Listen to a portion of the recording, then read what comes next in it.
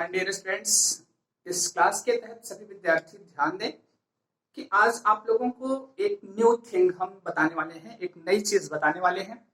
आप कह सकते हैं कि इसको आप लोगों को सीखना है। ठीक है, आप लोगों का मतलब अब उसमें मतलब टीचर भी इंक्लूड होता है। ऐसा नहीं कि टीचर मतलब कहीं अलग से कोई चीज सीखता है, वो भी आप लोगों के साथ ही क्या करता है, सीखता है। एक बहुत ही महत्वपूर्ण टॉपिक है इंग्लिश का, और उन विद्यार्थियों के लिए जो आगे लिटरेचर लेके पढ़ना चाहते हैं।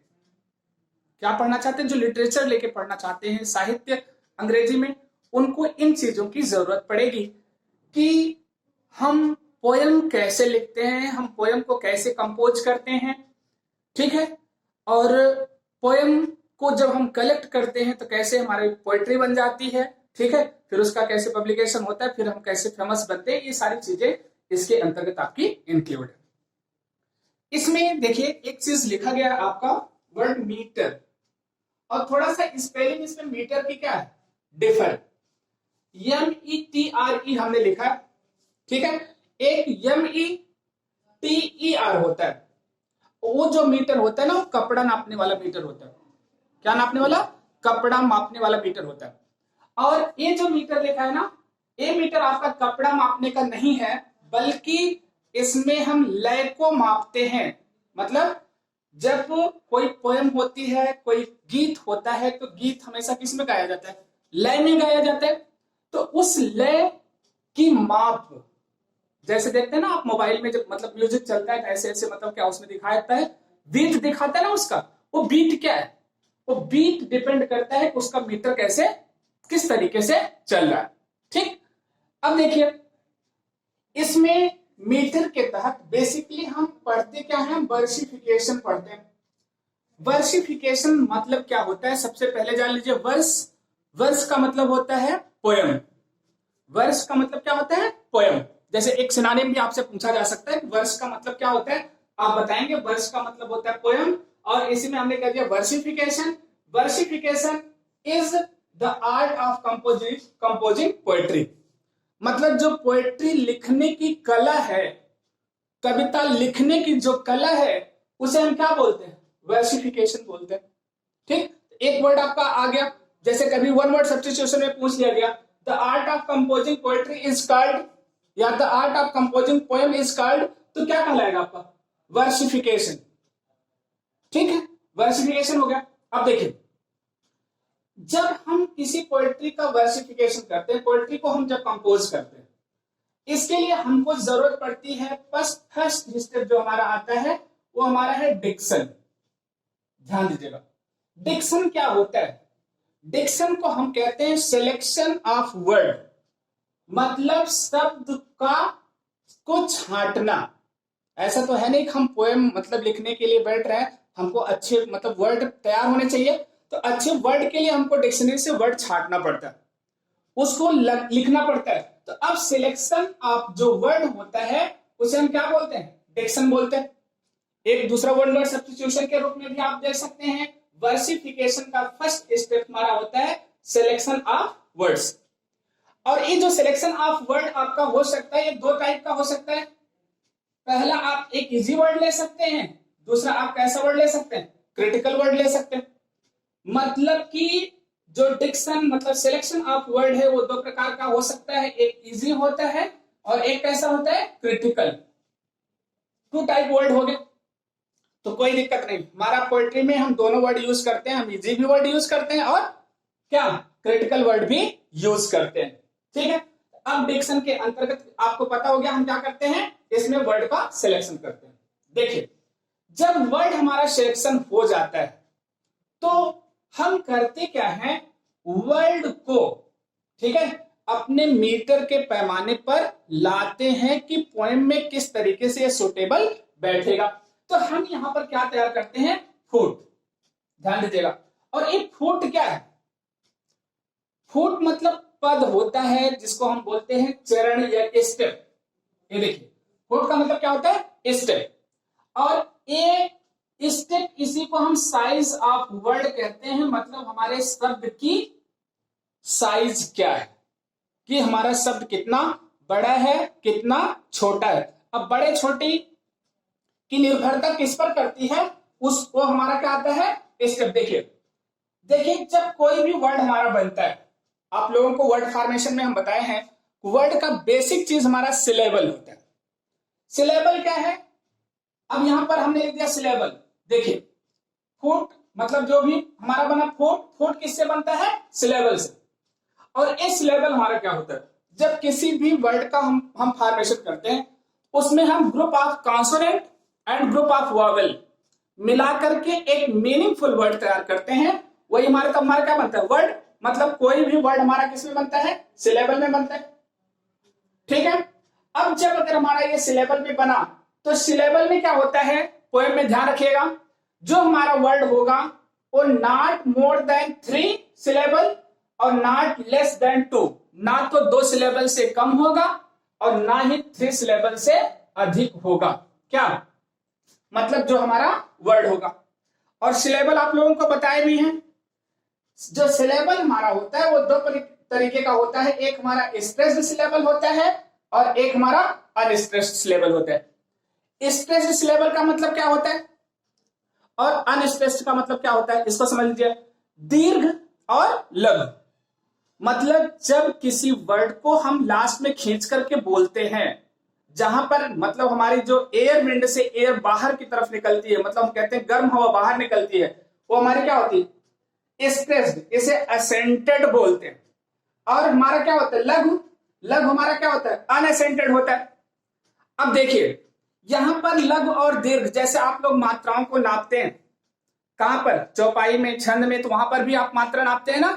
तो अब वहां पर जैसे हमारा अनअसेंटेड है, तो अनअसेंटेड के लिए हम एक मतलब वो प्रयोग करते हैं, मानक। समझ में आया। और उसके बाद जब हमारा असेंटेड होता है, तो असेंटेड के लिए हम इस तरीके का मतलब हम वो प्रयोग करते हैं, मतलब जो वर्ड हमारा जो हमारा सिलेबल स्ट्रेस्ड होगा उसके लिए हम इस तरीके से लाइन बनाएंगे, और जो हमारा अनस्ट्रेस्ड होता है उसके लिए हम इस तरीके से लाइन बनाते हैं। अब एक चीज आपको यहां पर समझ लीजिएगा कि कोई भी वर्ड हमारा क्या होगा, स्ट्रेस्ड अनस्ट्रेस्ड होगा। आगे समझिए, मतलब किसके सिलेबल से बनेगा, या स्ट्रेस्ड से बनेगा, अनस्ट्रेस्ड से बनेगा, या दोनों के कॉम्बिनेशन से बनेगा। इस कॉम्बिनेशन आप जब वर्ड हमारा जाएगा तो वर्ड से हमारा क्या हो जाएगा, फुट। ठीक है, ये हमारा क्या बन जाएगा, स्टेप। अब कह दिया गया कि हम फिर क्या करते हैं, डिक्शन हमारा हो गया, हम वर्ड को अपने तैयार कर लिए।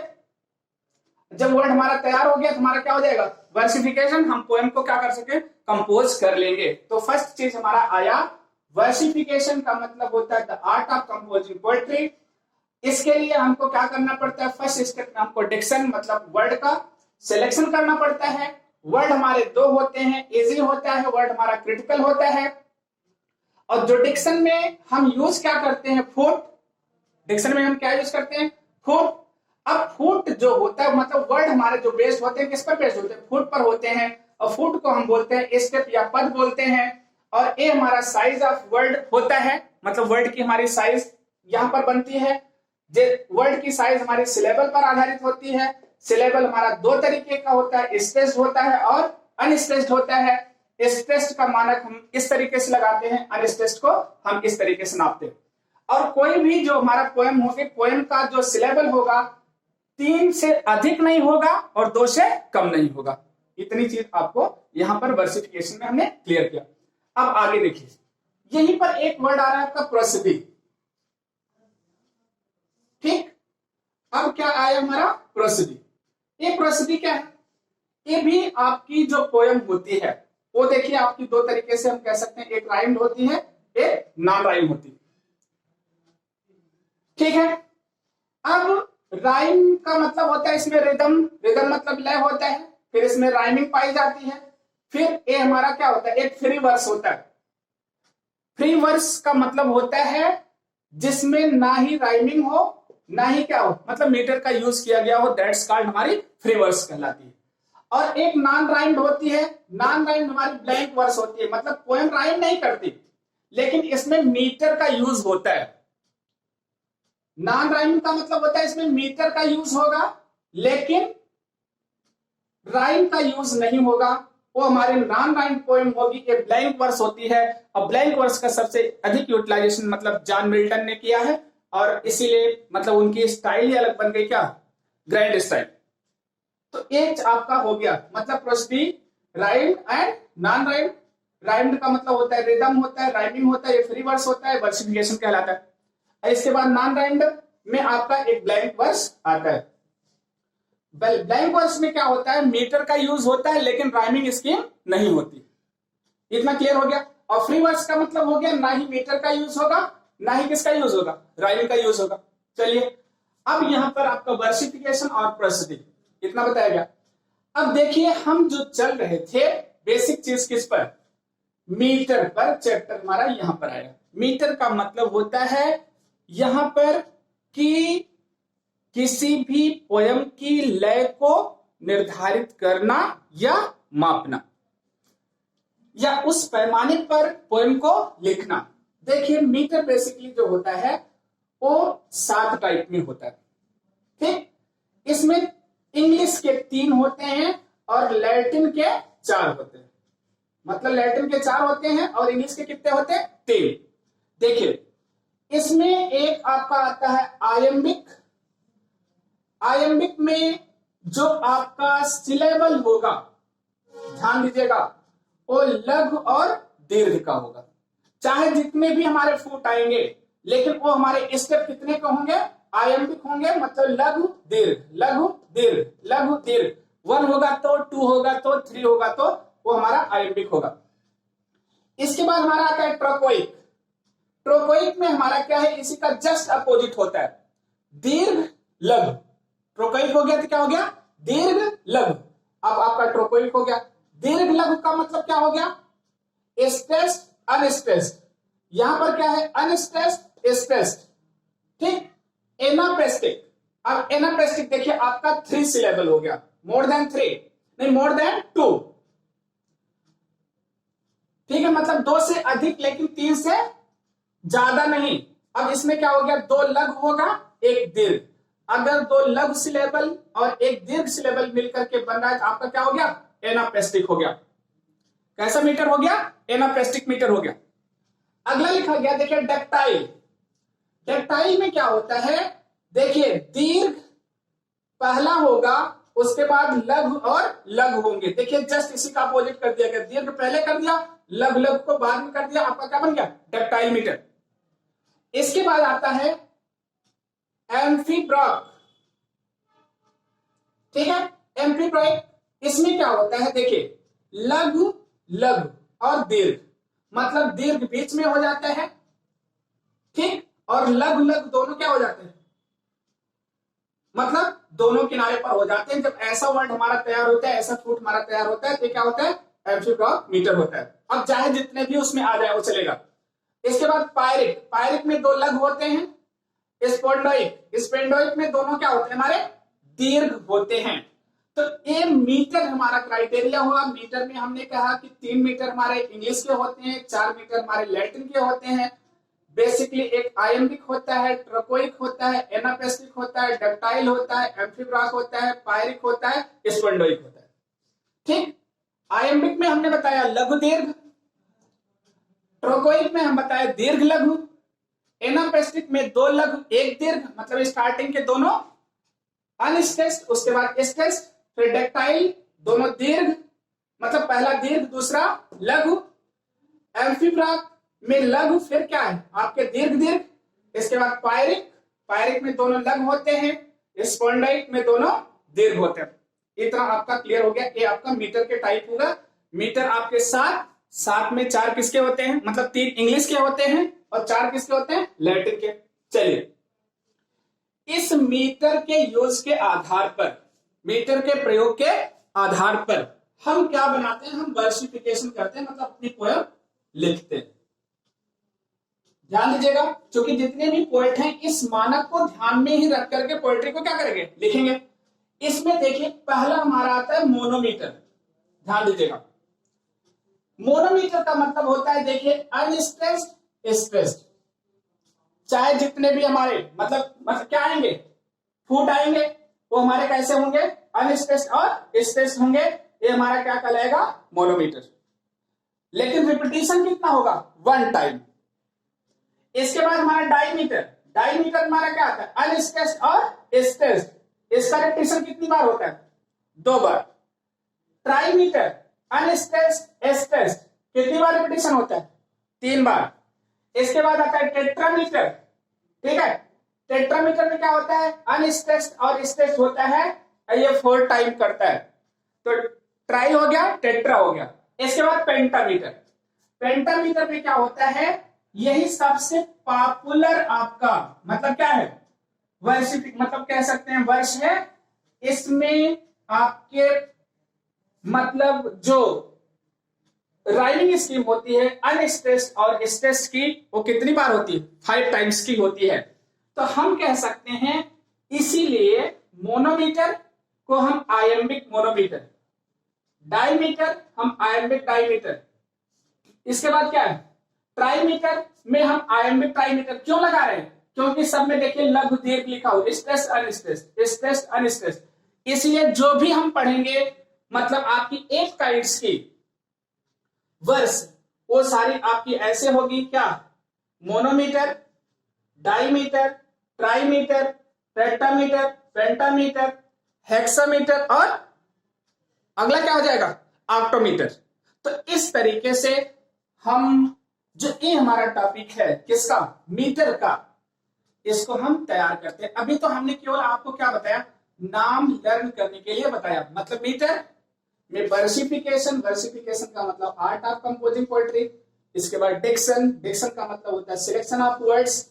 इसके बाद हमारा सिलेक्शन ऑफ वर्ड हमारा 2 तरीके से हो सकता है, इजी हो सकता है, क्रिटिकल हो सकता है। डिक्शन में हम लेते हैं फुट, इसमें पहला चरण आता है, पहला चरण जिसे हम साइज ऑफ वर्ड कहते हैं, ये स्टेप मतलब इसे पद बोलते हैं। ये हमारा किसमें डिवाइड होता है, सिलेबल में होता है। सिलेबल हमारा 2 तरीके का होता है, स्ट्रेस्ड और अनस्ट्रेस्ड।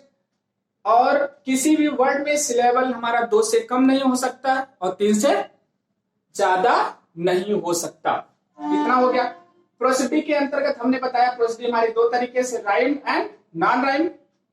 ठीक है, और इसके बाद एक क्या होता है, फ्री वर्स होता है। फ्री वर्स ना तो हमारा मीटर का प्रयोग होगा और ना ही राइम का प्रयोग होगा। और ये सब चीजें जब हम मिला देते हैं, ये हमारा क्या हो जाता है, मतलब आपका वर्सिफिकेशन हो जाता है।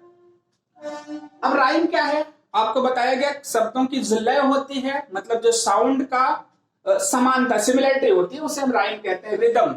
ठीक है, अब इसी में आपका फ्री वर्स का मतलब आपको बता दिया गया, मतलब जिसमें ना तो मीटर होगा ना राइम होगा, दैट्स कॉल्ड फ्री वर्स। और नॉन राइम्ड का मतलब क्या होता है, इसमें ब्लैंक वर्स आती है, राइम नहीं होता लेकिन मीटर का यूज होता है, वो आपका ब्लैंक वर्स होता है।